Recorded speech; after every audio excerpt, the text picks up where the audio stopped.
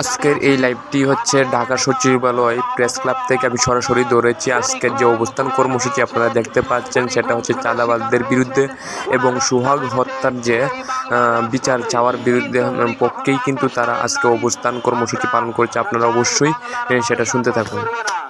আমরা এখানে দাঁড়িয়েছি আমাদের নেতা মাহমুদুর রহমান মান্না, উনি খুন হয়েছেন, উনি খুনের শিকার হয়েছেন ওনার রক্ত ঝরেছে এই বাংলার রাজপথে, কিন্তু উনি কখনো আপোষ করেন নাই।